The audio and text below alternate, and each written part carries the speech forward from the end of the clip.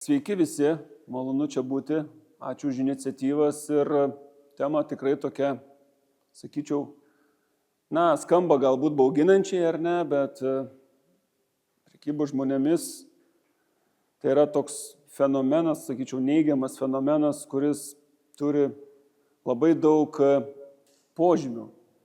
Šiandien aš pakalbėsiu galbūt apie tą vieną iš požymių, tai yra priverstinį darbą.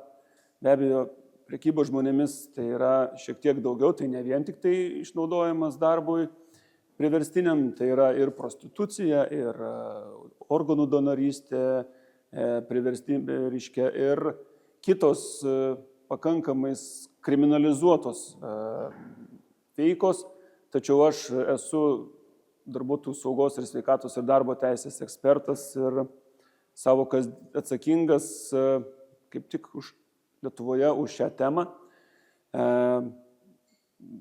Darbuojuosi šiuo metu valstybinėje darbo inspekcijoje, esu šios įstaigos vadovo pavaduotojas, kuruojantis būtent tą priverstinį darbą, jo prevenciją, kontrolę. Mūsų institucija susiduria, galbūt norėčiau pasidžiaugti, ne taip dažnai, bet tas reiškinys Lietuvoje taip pat fiksuojamas ir galbūt girdėjote, negirdėjote, ta statistika šių metų palyginus su pernai metais, tai yra tiesiog, nesakyčiau šokiruojanti, bet aukų skaičius, jeigu taip statistiškai, tai pernai 22 aukos buvo, šiemet jau turime 111. Tai čia galbūt kas tai įtakojo, tai tiesiog džiugina rimtesnis galbūt teisėsaugos darbas ir prokuratūra pradėjo pakankamai rimtai žiūrėti į šitą fenomeną ir ypatingai išnaudojimą darbui ir ypatingai transporto sektoriuje. Tai pradėta labai daug ikiteisminių tyrimų ir tikėkime, kad tos bylos nukeliaus iki teismo ir suformuos tam tikrą praktiką, kuri mums padės visiems su tuo reiškiniu kovoti. O šiandien aš norėčiau šiek tiek pristatyti jums apie tą patį priverstinį darbą, kokia yra, kas tai yra, kaip institucijos su tuo kovoja, kokia yra praktika. Tai, kaip minėjau, tai yra Europos parlamento statistika ir oficialiame jų tinklapyje, tai čia yra skaičiai Europos Sąjungos mastu. Tai, tarkime, jeigu mes kalbame apie aukas, tai didžioji dalis, kai vyraujantis, matote, yra ne Europos Sąjungos valstybių piliečiai. Tai ir didžioji dalis iš jų tai yra valstybės, kurios yra šalia Europos Sąjungos. Tai yra tiesiog, tarkim, Ukraina, Rusija, Baltarusija, Balkanai ir didžioji dalis šitų aukų yra, jeigu kalbame apie išnaudojimą darbui, tai yra žemės ūkis, statyba, transportas ir aptarnavimo sritis, viešbučiai, restoranai. Gražus logo, ar ne, visi mes žinom, ypatingai kas turime vaikų. Tai čia yra šiuolaikiniai nauji kanalai, kaip išnaudotojai pasiekia savo aukas, kaip jas įkalbina ir panašiai. Tai tiesiog siūlau atkreipti dėmesį, jeigu turime vaikų arba artimųjų, kad šiek tiek pakontroliuotume ir šiuos tiesiog appsus ar platformas. Kas yra priverstinis darbas? Aš galbūt čia nedėstysiu taip sausai, ar ne, yra jis apibrėžtas konvencijoje ir tai apima labai plačią imtį nuo ne tik apie tą darbą, kaip mes suprantame fizinį darbą ar ne, bet ir tarkim, elgetavimas irgi gali būti pripažįstamas, vertimas elgetauti gali būti pripažįstamas kaip priverstinis darbas. Tai yra galbūt koks yra požymis, apie tos požymius pakalbėsime vėliau, tai tiesiog tas priklausomumas, ar ne, tai čia, kur strigo Lietuva ir su tyrimais, ikiteisminiais tyrimais, tai teisėsaugos požiūris šiek tiek buvo, kad jeigu nėra rimbo arba fizinio smurto, ar ne, čia nelabai laikydavo tuo priverstiniu darbu, tačiau kaip rodo praktika, šiuolaikinė vergovė vadinama, ar ne, pasireiškia labai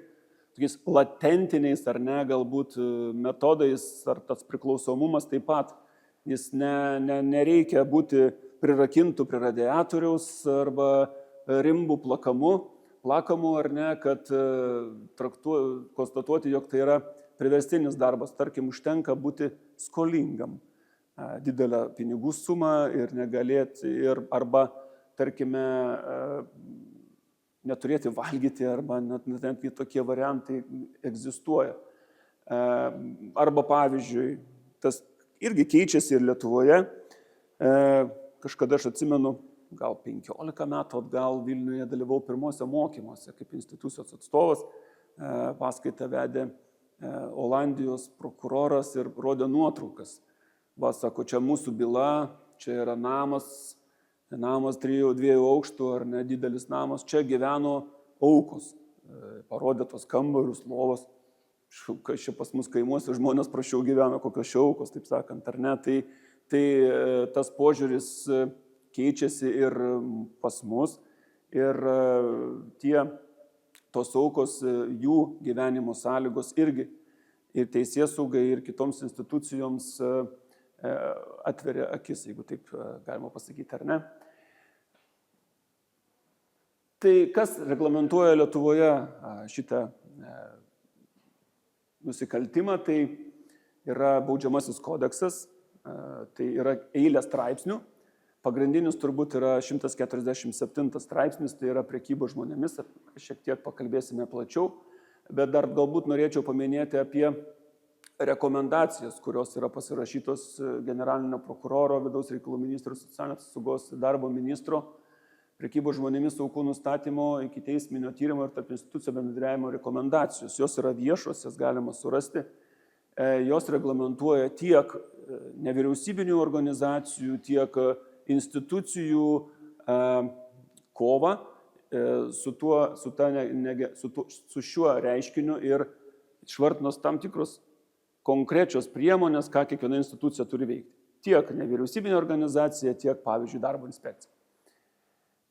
Prekybo žmonėmis, ar ne, galbūt neskaitysiu, straipsnis ilgas, tai galbūt paminėsiu, jog čia aš neparašiau, kokia yra bausmė, ar ne, tai nuo 3 iki 10 metų.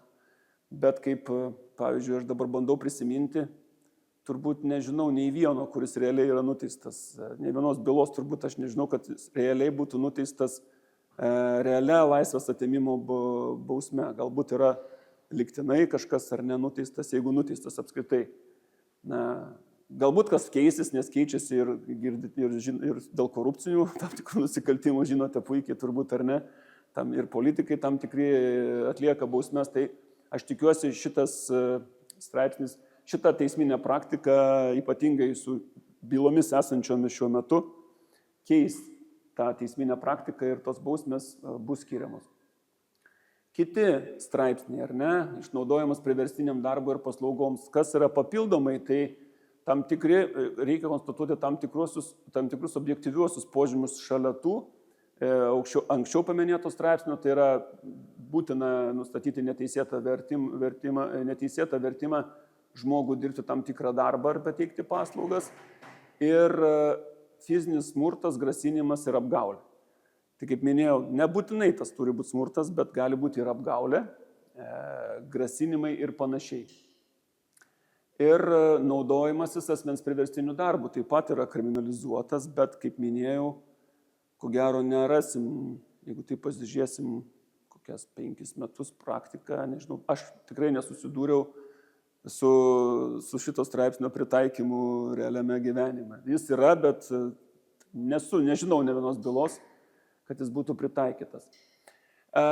Kas reiškia pagrindiniai 3 elementai? Na, čia matyt yra teisininkų, tai matyt, žinot, kas yra nusikaltimo sudėtis ar ne, būtinieji požymiai, tai yra įvairūs veiksmai, jie ne visi turi būti, bet ne visi išvardinti vienoje eilėje turi būti nustatyti, bet turi būti visi išvardinti, visi horizontaliai einantis, tai yra tiesiog neteisėti veiksmai, aukos valios palaužimo būdas bei išnaudojimo forma.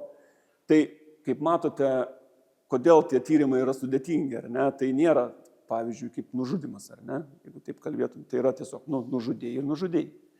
O čia matote, kiek yra visokių galimų būdų, tiek aukos palaužimo būdų, tiek išnaudojimo formų, kurie gali egzistuoti ir jie egzistuoja. Tiesiog tik galbūt teisėsauga ir nevyriausybinės organizacijos, ar mes kaip piliečiai ar ne, ar žmonės, to negalime identifikuoti paprastai. Tai tarkim, tas pažeidžiamumas, vienas iš pavyzdžių, teisminė praktika, nukentėjusysis buvo ir jo gyvenimo istorija nėra labai džiaugsminga, ar ne, tarkim, nuo socialiai pažeidžiamas asmuo, jis gyveno pas tėvus, tėvas mušė, išėjo iš namų, gyveno su draugu, pragyvenimo šaltinio pastovaus nebuvo, tai vieni iš požymių, tokie asmenys socialiai pažeidžiami, jie yra vieni iš galimų aukų ir jie, ta prasme, dažniausiai tokie ir būna, nes dažniausiai jie nelabai turi ir pasirinkimų, tiek jeigu tas darbas, pragyvenimo šaltiniai ir panašiai verčia juos be abejo imtis bet kokio darbo, kad prasimaitinti ar ne, išlaikyti save ir panašiai. Kitas pavyzdys, sutikimas ar ne, neturi, tai čia geros praktikos pavyzdys, kad sutikimas neturi juridinės reikšmės patraukiant baudžiamojo atsakomybėn asmenis už prekybą žmonėmis,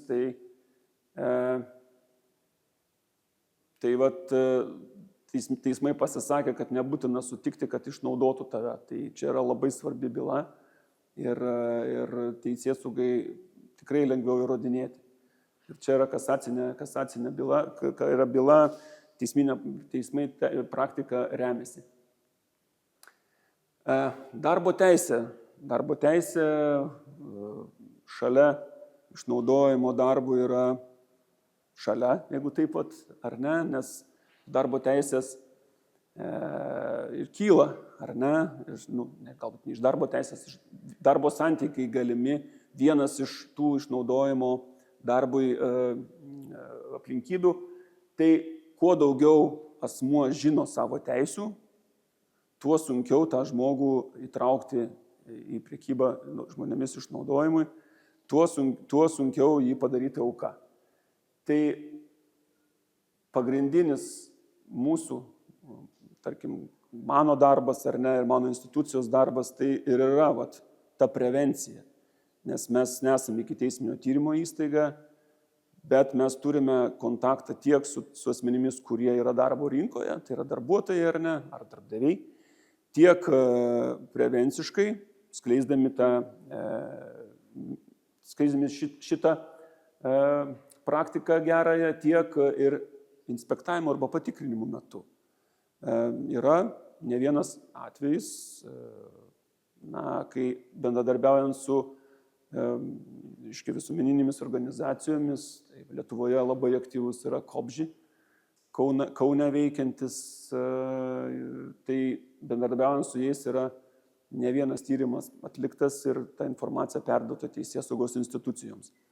Tai čia galiu pasidžiaugti, turime ir susitarimą ir su asociacija kovai su prekyba žmonėmis vienijančia nevyriausybinės organizacijas dirbančias šioje srityje, tai bendradarbiavimas vyksta.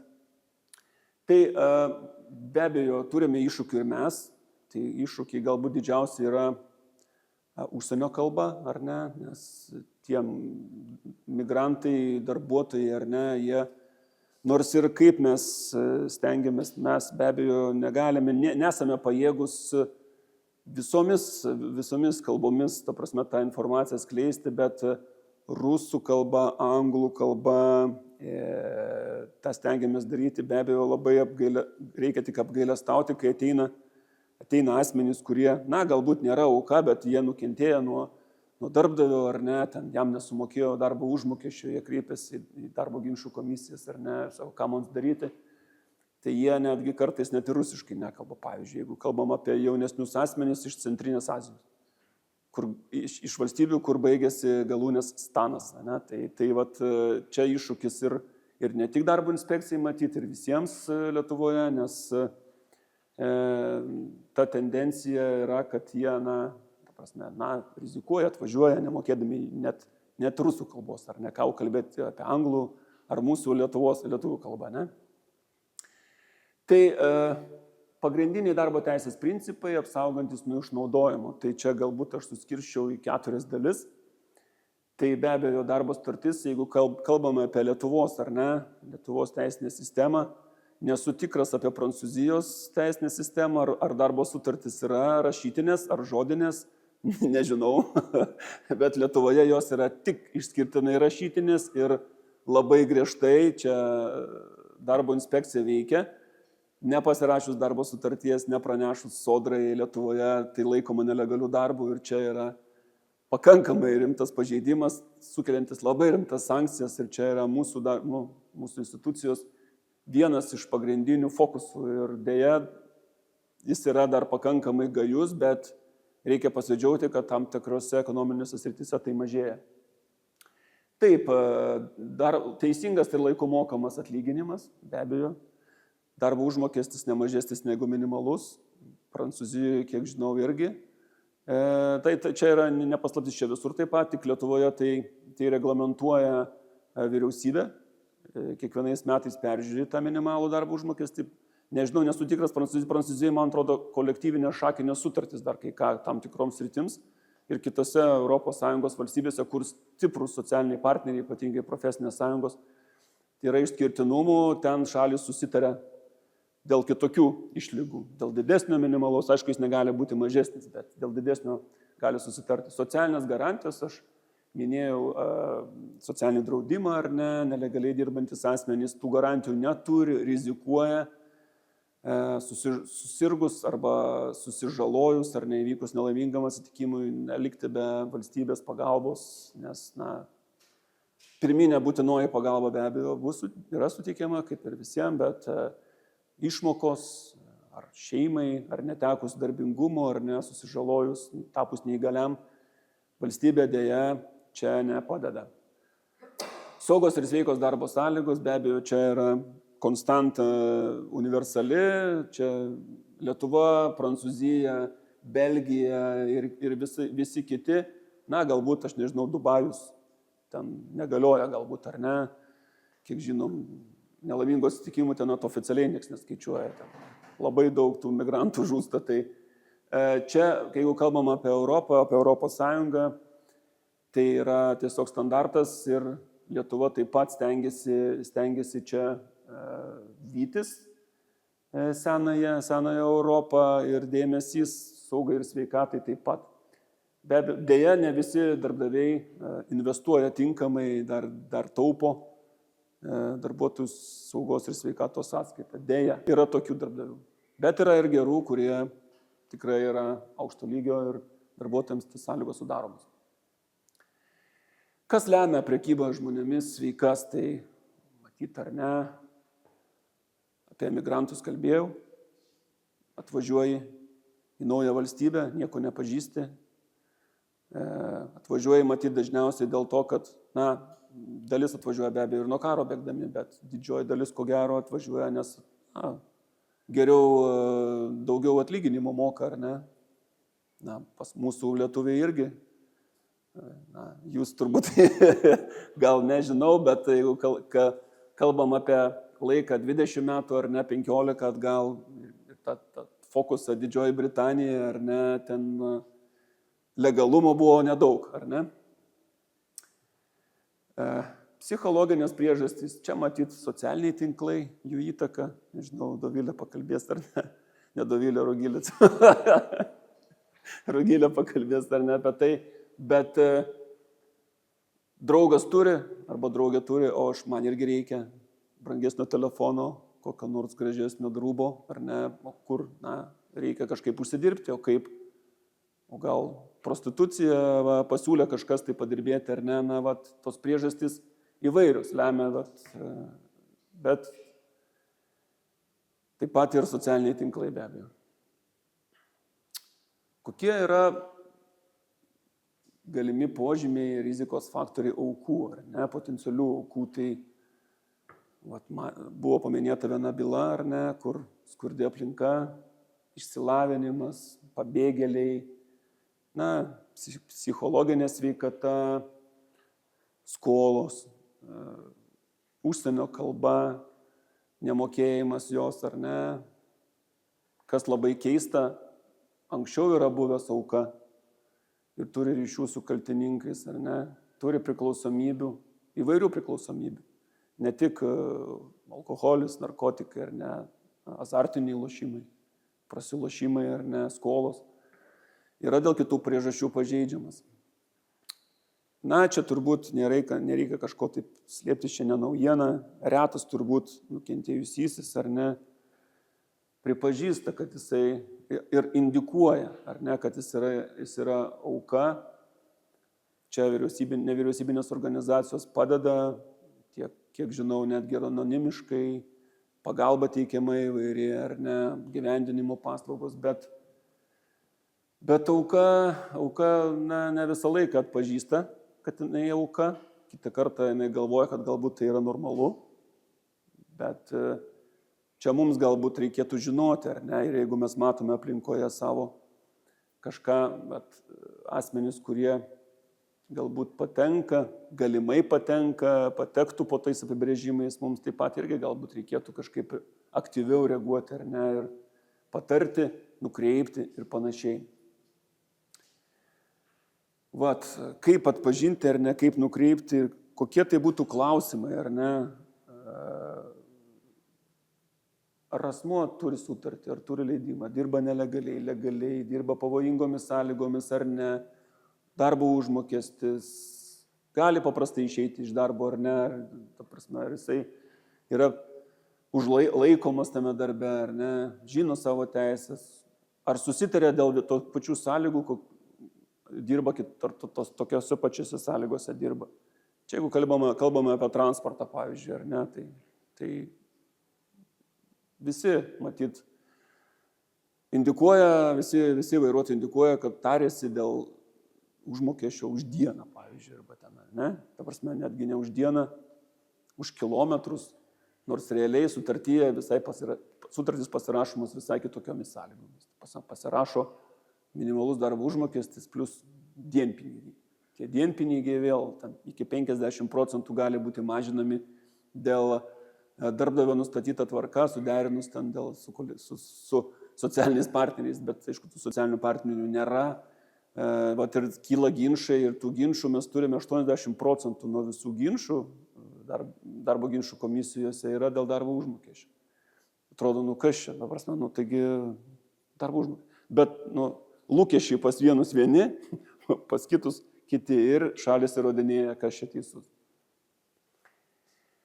Kaip atpažinti rizikingą darbo pasiūlymą, ar jums patiems, ar jūsų aplinkoje žmonėms, ar ne, tai reikia būti labai atsargiems, jeigu darbo pasiūlymas pernelyg gražus. Čia tas pats kaip ir su automobiliu. Jeigu labai pigiai parduoda, tai kažkoks įtarimas turėtų kilti, ar ne, gal jisai skendęs yra, gal jisai net nevažiuojantis, ar ne, tai čia panašiai su darbo pasiūlymu.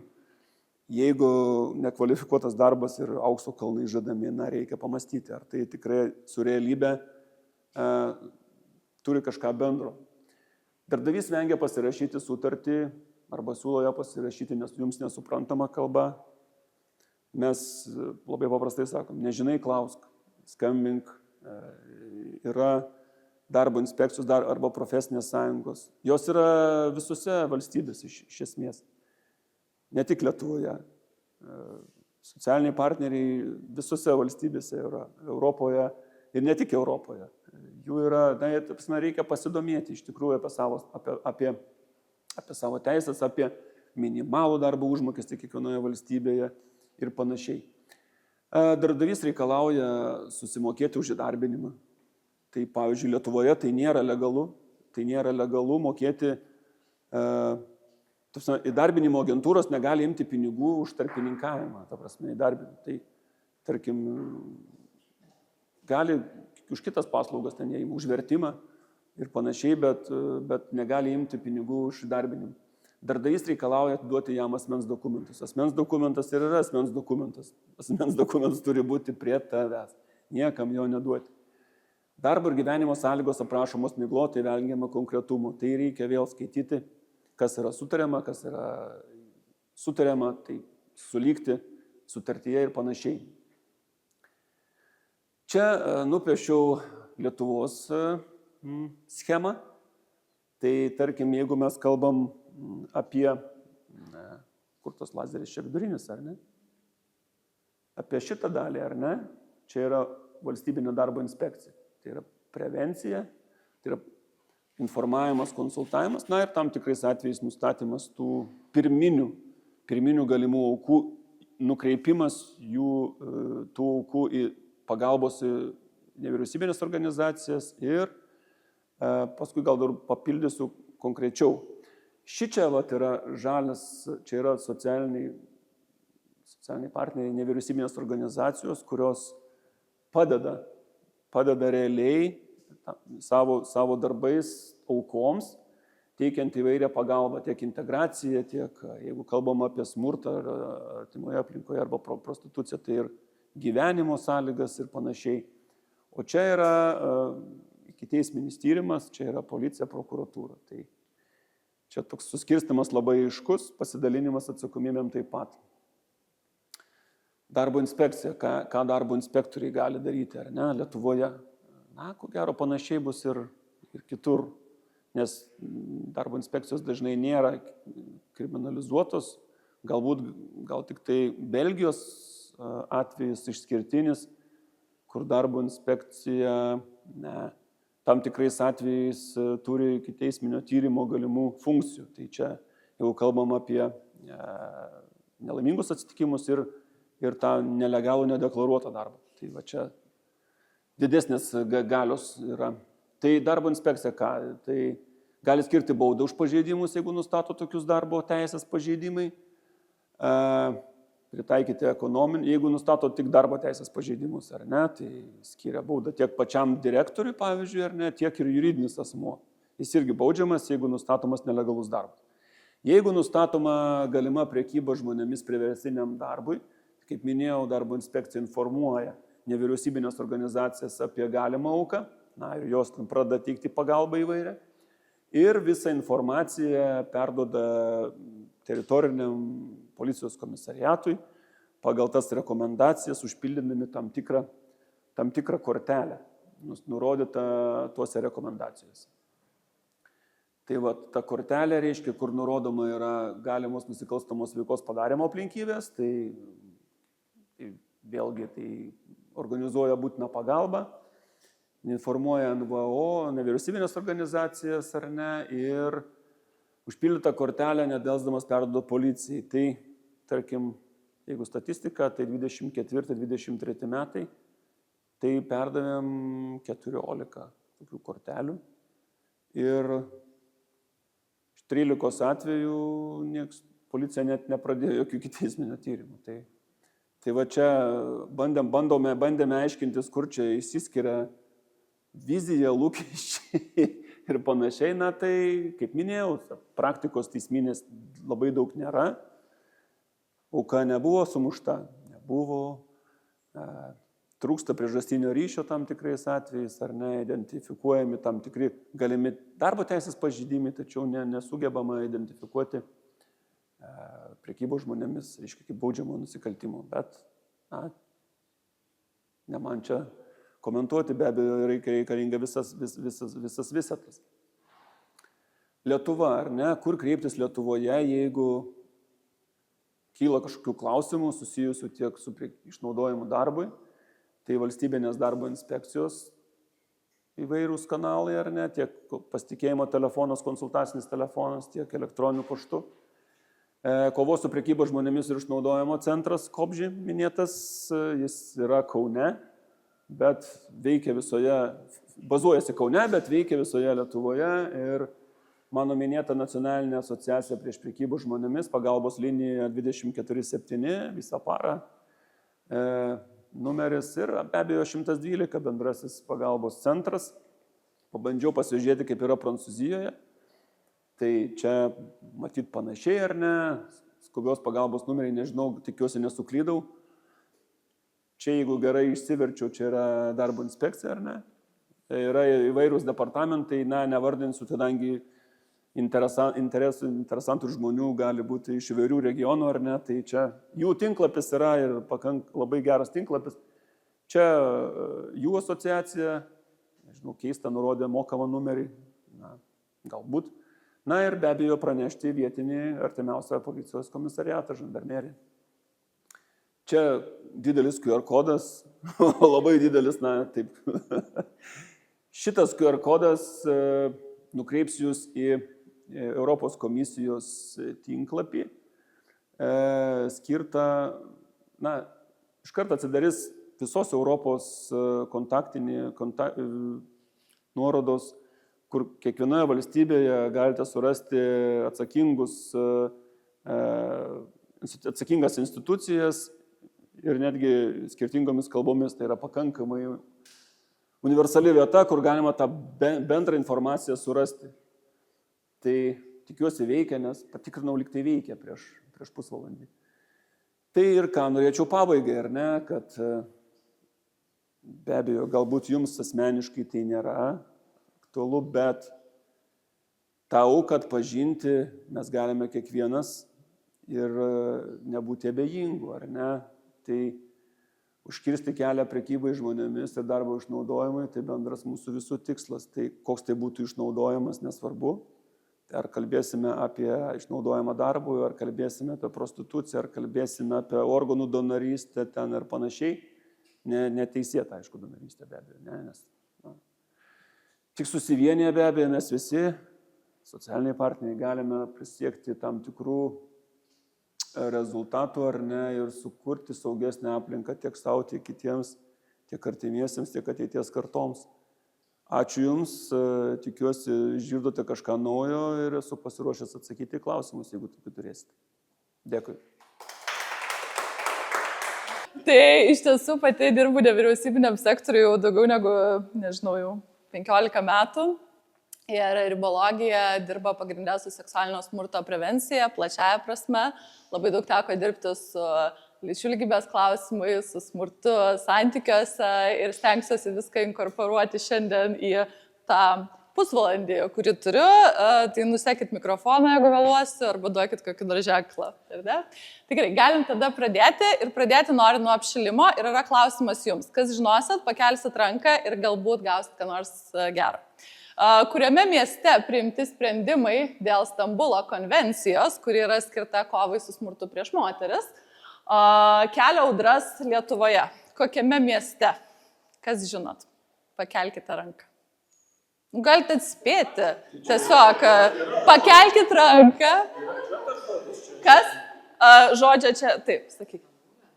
Stambulė vienas variantas. Aha, gerai. Ne. Kas dar? Strasbūras, taip, galite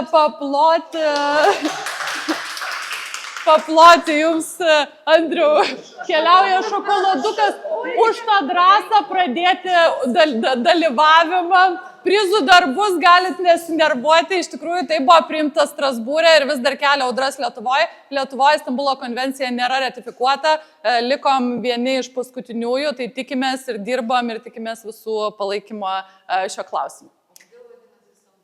Labai geras klausimas, ačiū. Tai kodėl jinai vadinasi Stambulo konvencija, jeigu yra Europos tarybos konvencija? Stambulas yra tik tai miestas, ar ne, kuriame jinai buvo pasirašyta ir dėl to yra Stambulo konvencija.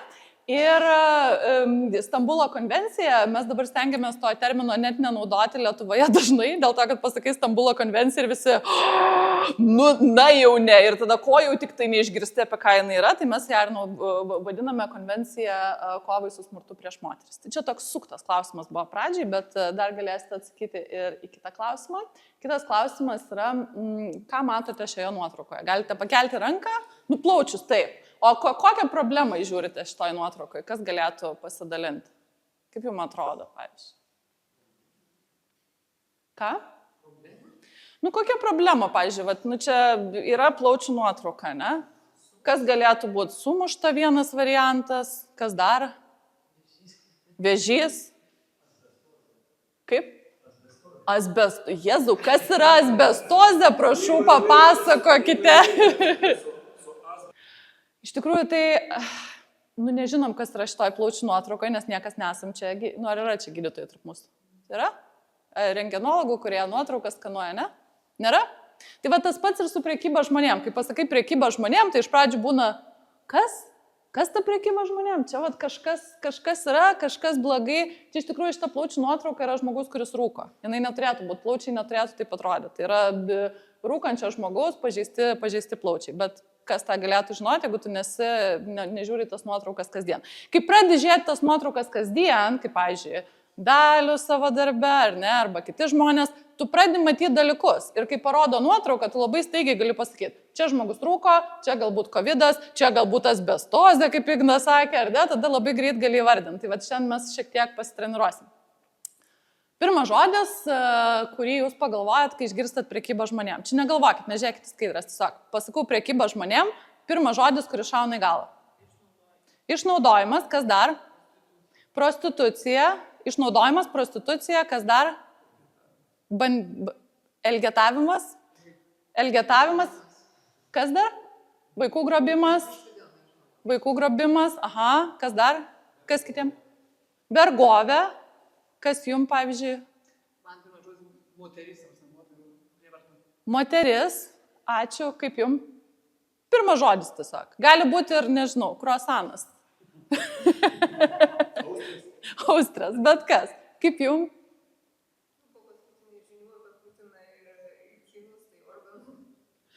Organų donorystė, ar ne? Daug gali žodžių kilti, dažnai tai būna, kažkas gal ne apie mane.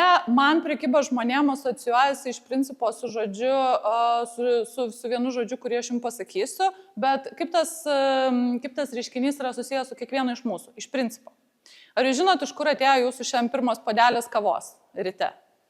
Ar žinot, iš kur jūsų kava? Iš ko? Iš Brazilijos pas jūs. Labai gerai, vat, žinot, iš kur tai jūsų kava. Iš Brazilijos jūs, kaip sakėt, žinau. Žinot? Paskaitot, ar ne? Iš kur kava? Iš kur?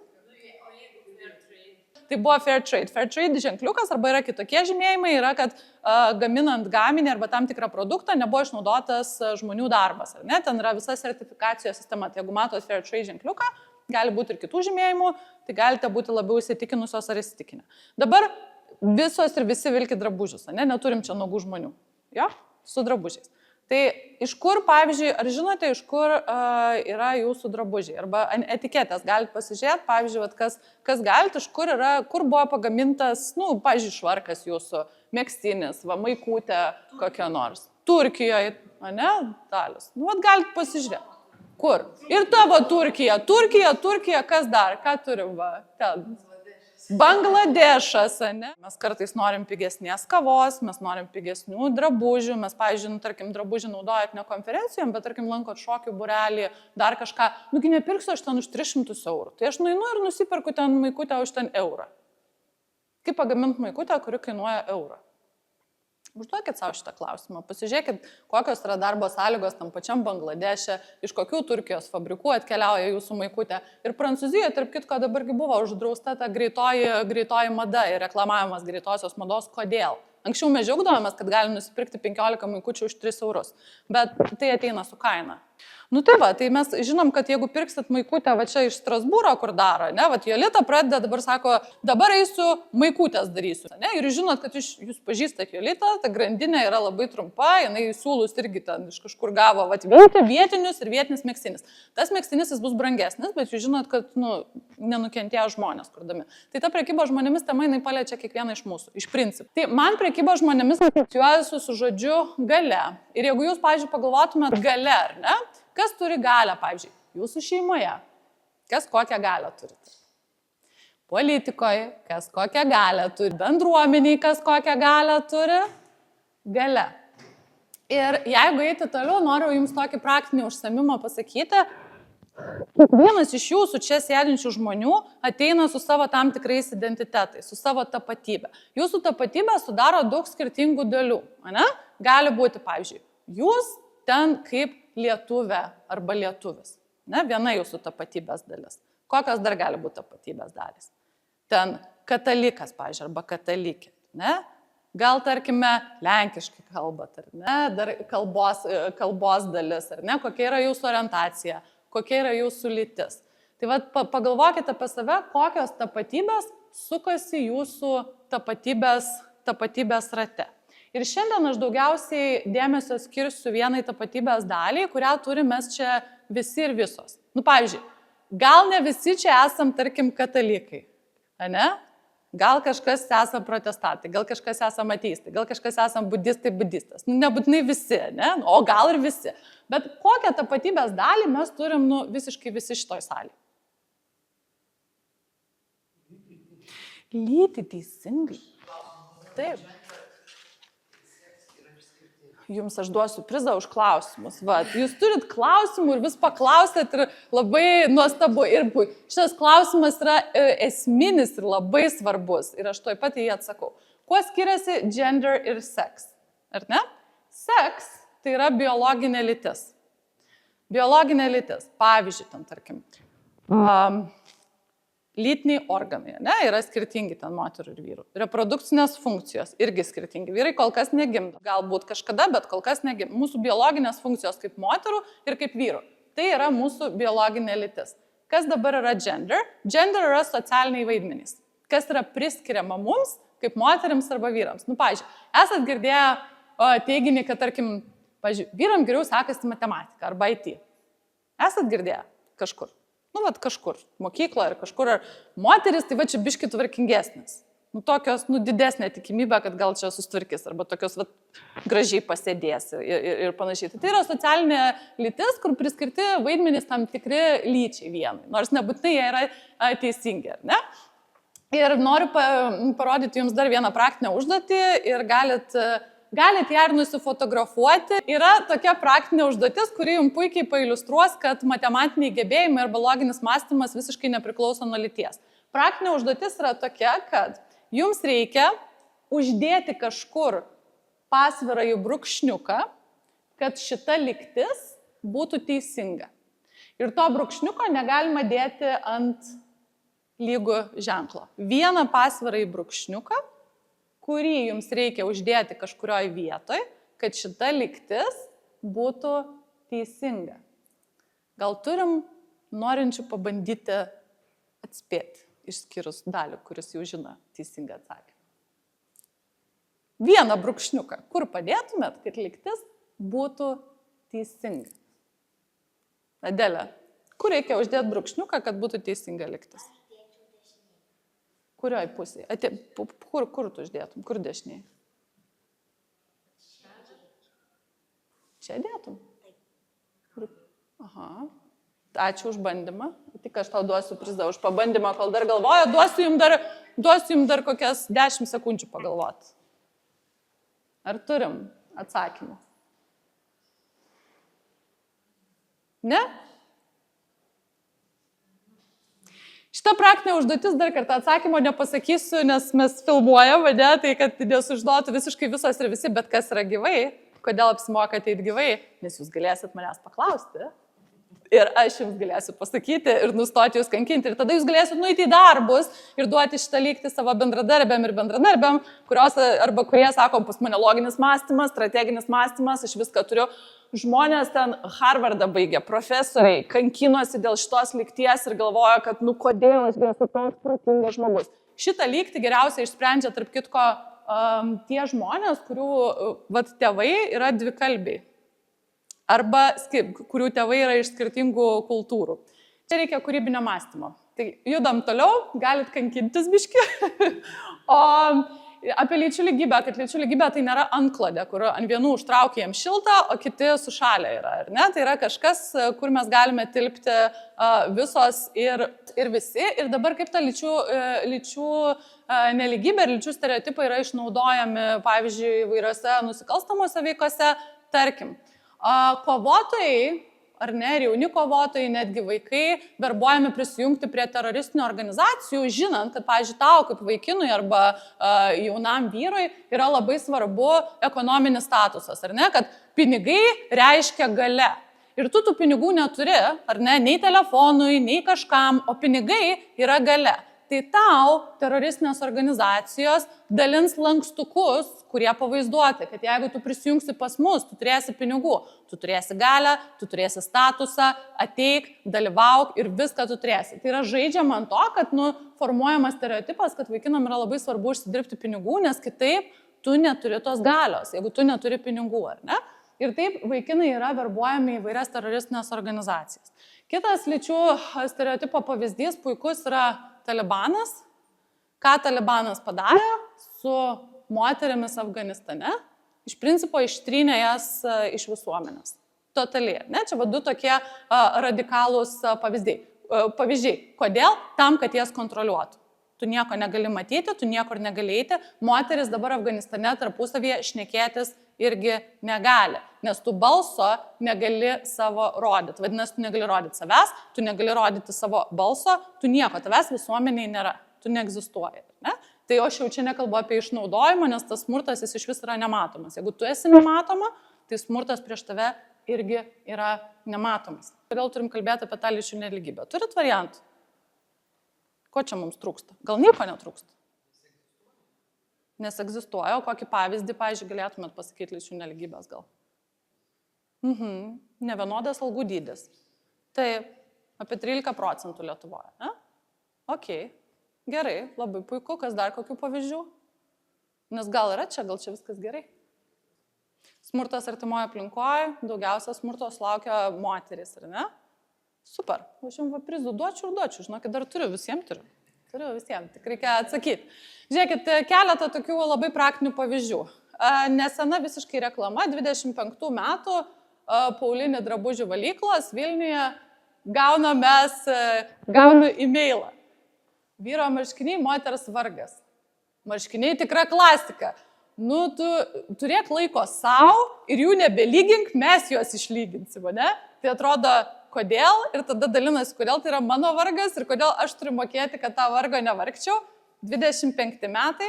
Čia yra reklama 1950 metų, kuri sakė, kad moteris geriausiai džiaugtųsi gavus lentą marškiniam, lyginti, ar ne? Tai čia yra 50 metai, čia yra šie metai. Toliau einam, pasižiūrim, čia dar jums pridėjau pavyzdžių. 25 metai. Esate galbūt girdėjusios ir girdėję apie mokslininkę Urtę Nenikštytę. Labai garsi mokslininkė, garsina ir Lietuvos vardą. Ir jinai iš principo pasidalino labai tokia faina skaidrė. Vyksta panelis, ar ne, kuriame yra vien mokslininkai ir nei vienos mokslininkės. O panelyje dalyvaujantis užsienio ekspertas dalinasi rekomenduojamų knygų sąrašu. Viena iš kurių yra Nematomos moterys. Ir panelyje jų taip pat nėra. Čia yra šie metai, čia yra 27 metai. Nuotrauka, kurioje vienintelė moteris mokslininkė yra pasislėpusi, galėsit pabandyti ją surasti. Ne? Mokslo pasaulis. Važiuojam toliau. 50 metų reklama, ar ne? Smurtas prieš moteris santykiuose taip šiek tiek yra išaukštinamas. Ir turim 25 metus. Paklauskit, kas turit vaikų arba jaunuolių, arba gal žinot, kas yra šitas vyras. Esat matę?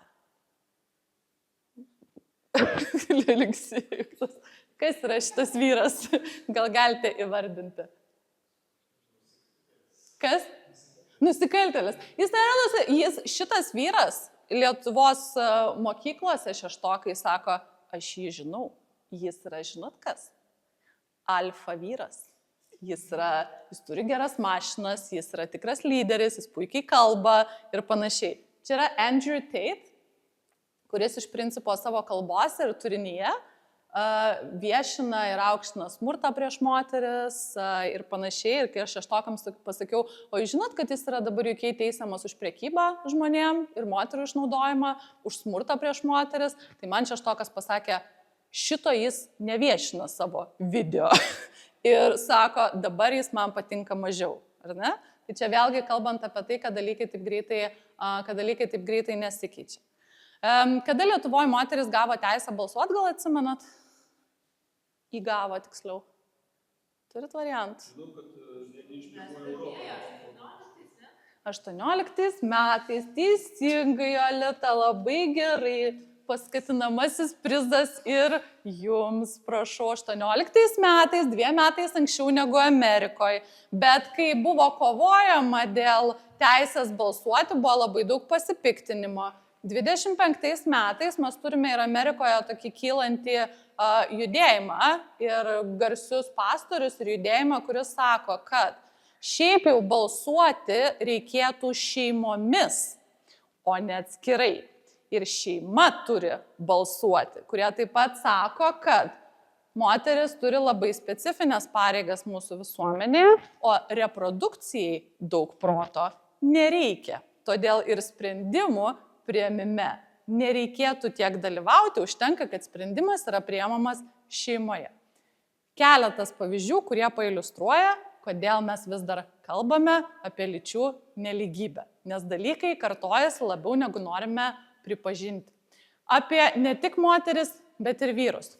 Lyčių nelygybės ir stereotipų rigidiškumas. Vyram ir berniukam jis yra taikomas dar labiau. Jeigu tu netitinki to tradicinio vyriško standarto, tai tu gali susilaukti ir fizinių bausmių, ir dar daugiau patyčių, ar ne? Ir tas gyvenimas nebūna labai geras. Tai 32 metų reklama irgi. Ateik, nustok būti silpnas, užsiaugink raumenis ir viskas bus gerai. 25 metais turime irgi paskaitas apie vyriškumą, šeimą ir vyro vaidmenį šeimoje, kad jis turi uždirbti, būti finansiškai stabilus, išlaikyti ir taip toliau panašiai. Iš principo tuos pačius stereotipus, kuriuos įprasminome anksčiau. Ir vyrai Lietuvoje, pavyzdžiui, kiek gyvena trumpiau negu moteris, gal žinot, vidutiniškai? Spėkit. 20 spėjimas? Ne. 15? 3? Kas dar? 5. 3, 5, 15, 20. Dar koks variantas? 10. Nebeduosiu saldainių visus jau.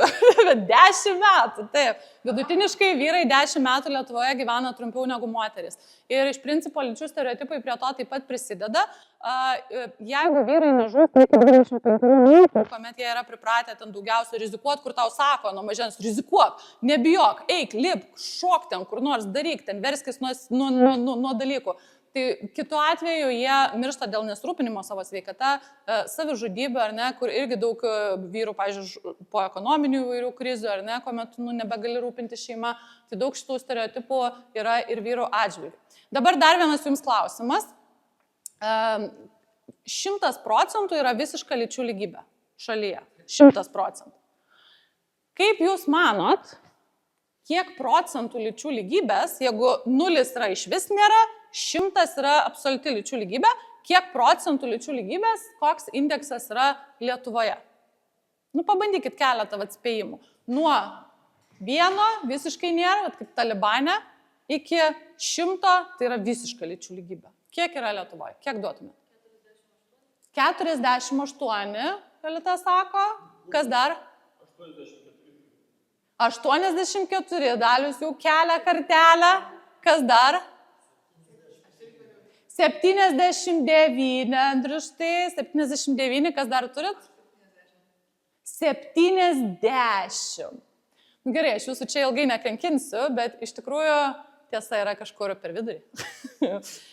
65,8. 70, tarp kitko, 71 yra ES vidurkis. Ir pasižiūrėkime, čia yra Europos lyčių lygybės instituto duomenys. Prancūzija šiek tiek geriau, 76%, tai galite irgi apsikeisti gerąją patirtimi, tai galėsit nusiskanuoti ir pasižiūrėti, ar ne, kas čia yra matuojama, iš kur gaunamas tas skaičius. Yra matuojami keletą indikatorių, tai visų pirma, darbo sritis, o šitam darbo domene yra matuojamas ne tik darbo užmokestis, bet taip pat irgi pareigybės, stiklinių lubų efektas ir visi kiti. Tai čia mes dar turim netokią ir prastą situaciją. Labiausiai mes kenčiame galios srityje. Lietuvoje yra 60 savivaldybių. Kaip atspėstumėt, kiek juose yra merių? 4. Kas dar? 6, 7. Buvo 6, dabar jau 7. 7 iš 60. Seimo narių yra mažiau negu 30 procentų, galios domene mes kenčiam. Laikas, žinios, visus šitus domenus sudėjus, smurtas yra satelitinė sritis, nes labai sunku pamatuoti valstybių narių duomenis smurto srityje, statistika yra renkama nevienodai, tai visi šitie indikatoriai susiveda į šitą skaičių. Tai yra Europos lyčių lygybės institutas, jis yra įsikūręs Vilniuje, ne Briuselėje, kaip didžioji dalis institutų. Ir labai patogus įrankis iš principo kalbant lyčių lygybės tema, nes tai vėlgi yra duomenys, ne šiaip sugalvoti, ne šiaip sudėti. Ir galime iš tikrųjų save pasilyginti ir su kitomis ES valstybėmis narėmis, kokia yra mūsų situacija, kur mes norim arba galim būti. Taip pat kitas dalykas, kas yra svarbu, tai yra prievartos kultūra. Prekyba žmonėmis irgi negimsta ir seksualinis smurtas santykiuose iš niekur. Jis gimsta dėl to, kad mes leidžiam prievartos kultūrai viešėti. Ne? Ir jis neprasideda va čia. Jis neprasideda išnaudojimai, jis neprasideda Rusijai, kai ką nors ten sumuša. Jis net neprasideda tada, kai žmogus yra išprievartaujamas. Ar ne? Kur tada staiga visuomenė sako, kas įvyko, kas atsitiko, o Dieve, kodėl niekas nieko nedarė. Bet iš tikrųjų jis prasideda va čia. Kai yra nepagarbus juokeliai ir buvusi ir Seimo narė, kuri pasidalino apie nepagarbę kultūrą tam pačiam Seime ir mes kalbam ir apie aukščiausias valstybės institucijas. Seksistiniai, homofobiniai juokeliai. Žiūrėkit, aš pateisinu šitą. Jeigu aš pateisinu šitą, mes žengiam toliau. Lyčių stereotipai, stiklinės lubos, ar ne, kad nėra ten tų moterų vadovaujančiose pozicijose, arba nėra ten vyrų kažkoje kitom sektoriuje. Nėra, tai vadinasi nenori, tai kokia čia problema. Pateisinau šitą, tada pateisinau seksualinį priekabiavimą, pavyzdžiui, vairius ten juokelius, tarkim, ar ne, žodinį priekabiavimą, šitą pateisinau, tai važiuojam tada ir toliau. Ir šita prievartos piramidė iš principo ir kalbėti, jeigu apie valstybę, yra labai labai brangu dirbti vat čia su pasiekmėm šitų dviejų, ne, yra labai brangu. Bet dirbti su šitu, jeigu mes dirbame su pačiu pagrindiniu laipteliu, dėl to mano pranešimo pavadinimas ir buvo prekyba žmonėm, kaip sulūžusi koja, pleistrų negydykit. Ir jeigu sakom, kad gal čia žmonės geria, arba gal tik tai dėl to, kad pinigų neturi, tai tu tos pleistrus klijuoji, bet iš principo negydai problemos iš esmės, ar ne? Ir jeigu dar kalbant apie prekybą žmonėm, tai labai norėčiau pabrėžti paralelę su smurto šeimoje modeliu. Kaip yra smurtas šeimoje vykdomas. Ir čia yra toksai mini santykių testas. Jūs, jeigu nusiskanuosite, tai nueisite į visą pilną testą. Tai yra 20 klausimų, labai paprastų, į kuriuos turite atsakyti taip arba ne. Ar ne? Ir dabar mes galime tik tai keletą iš jų pereiti. Čia, aišku, neprašysiu asmeniškai pasidalinti, ar ne? Tai vis tiek yra jautri informacija. Tai, pavyzdžiui, negalite turėti savo pomėgio ir būti savimi. Vat nusprendžiate stoti į dar kokį nors, nežinau, studijuoti kokį nors rūbų dizainą, pavyzdžiui, ir sako, ką dar vieną reikia diplomo, ką tu čia dabar moki lietuvių, prancūzų kalbą, ispanų mokytis, tai kas tu čia būsi, ponas profesorius ar ponė profesorė, ne, velniam tau to reikia. Partneris arba partnerė verčia santykiauti, kai esate pavargus arba pavargęs, prastai jaučiatės ar tiesiog to nenorit ir girdite dalykus, tu to nenori, koks tu vyras, vyrai juk visada privalo norėti, ar ne, intimių santykių, arba tau ten skauda galva, tai nieko tokio, išgerk kažkokių vaistų, tai aš irgi turiu tam tikrų poreikių. Tai taip arba ne, ar jums reikia aiškintis, ar jūs turit kažkokių konfliktų dėl to, ar ne, ar jums paprastai užtenka pasakyti, aš nenoriu šiuo metu, ar ne, tai taip arba ne. Ir ten yra 20 klausimų to testo, galėsit padaryti jį namuose.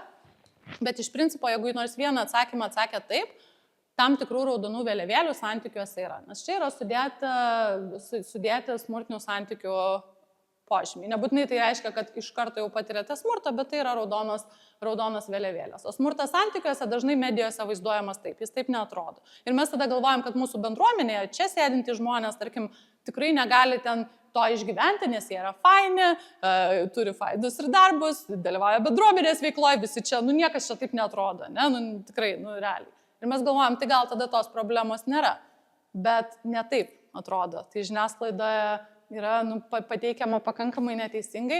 Ir smurtas santykiuose, po to parodysiu ir prekybos žmonėmis ratą, jis iš principo egzistuoja dėl jėgos ir kontrolės. Ir žmogus, kuris nori tave kontroliuoti santykiuose, jis naudoja emocinį smurtą, gali tave žeminti, pavyzdžiui, tu ten būsi nepakankamai pasportavęs, nepakankamai ten, nežinau, ten jaunas, energingas, su nepakankamu darbu, arba gal kaip tik kokia nors ten, pavyzdžiui, stora, negraži ir taip toliau panašiai.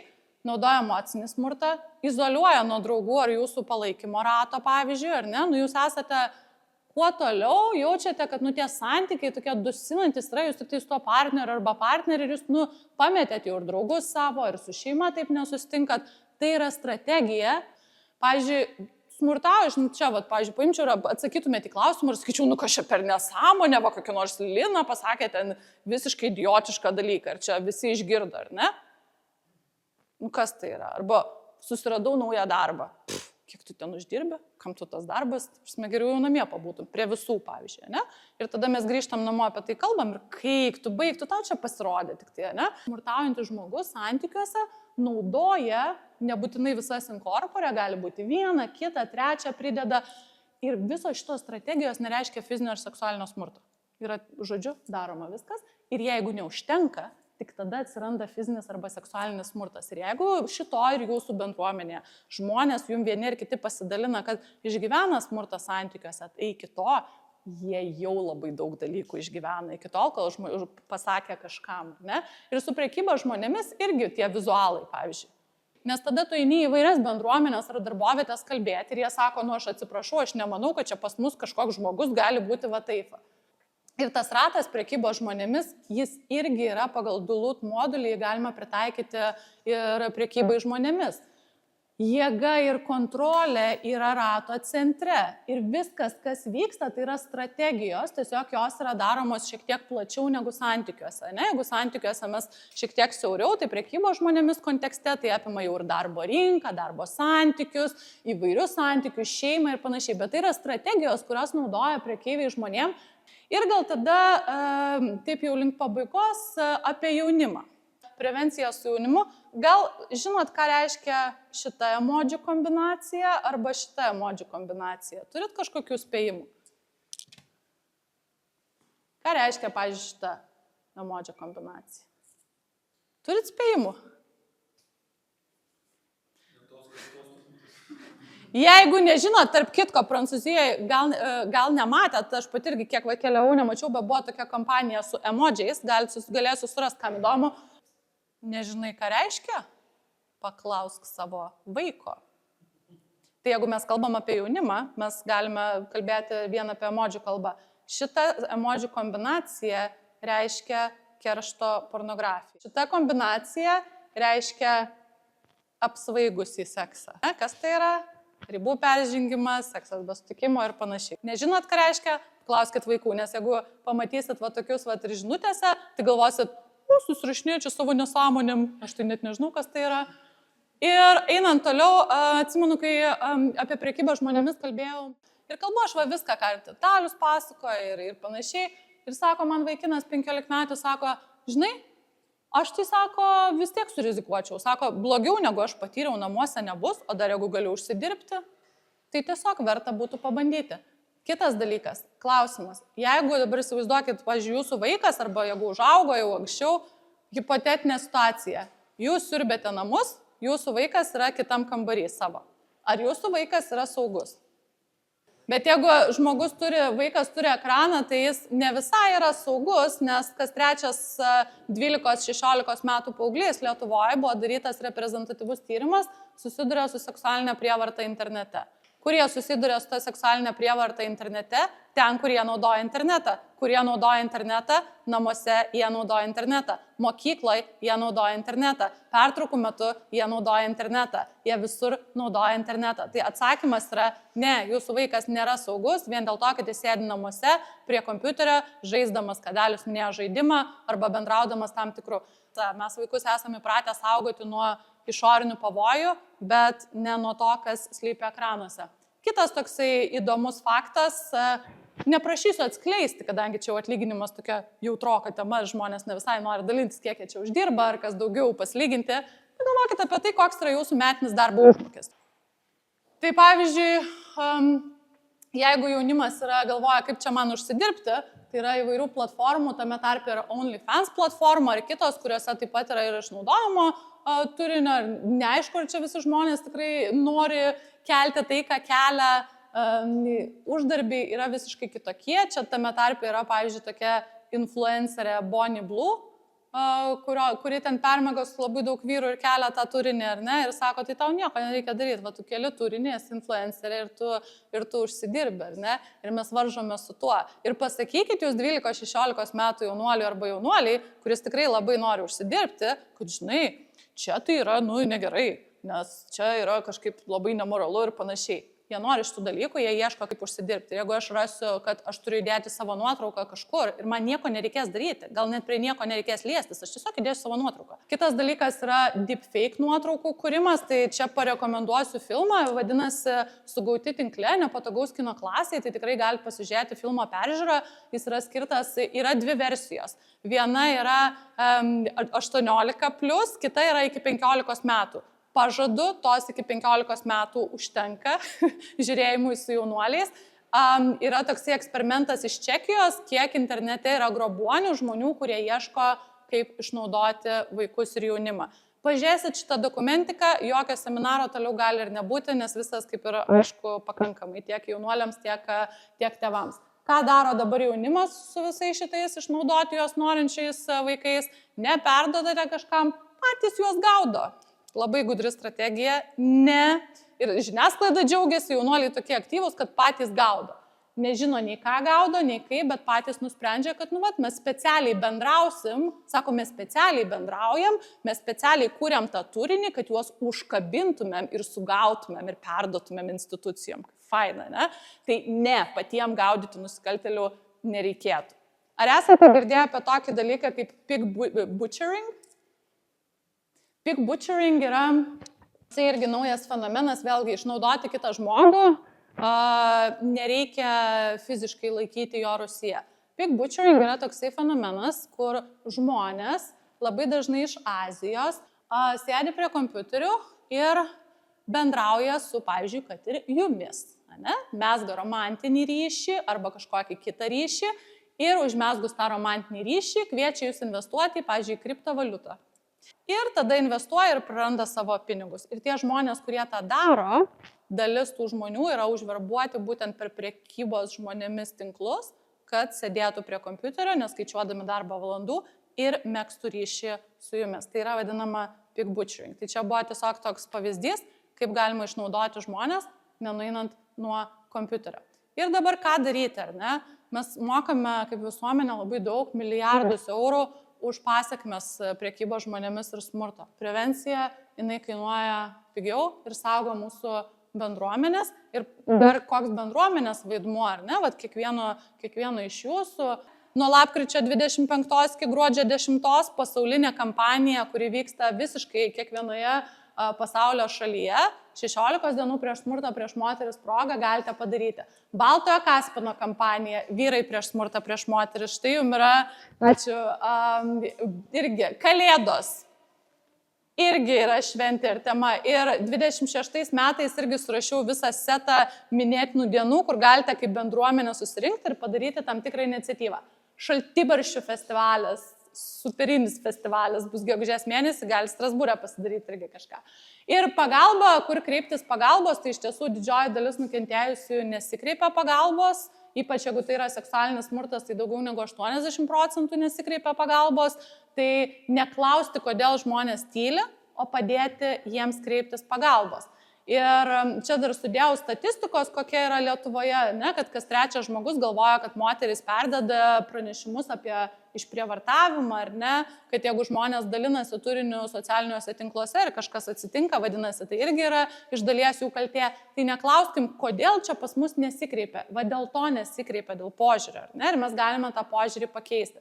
Dalis jau minėjo, yra nacionalinė asociacija prieš prekybą žmonėmis, jeigu yra prekybos žmonėmis klausimas, yra pagalbos tarnybos Lietuvoje, vėlgi žmonės, kurie ypač bendruomenės, jūsų nariai, kurie nori lietuviškai gauti, tarkim, pagalbą arba pasiskambinti anoniminius išteklius, nuo bet kokio nusikaltimo nukentėjus gali skambinti čionai.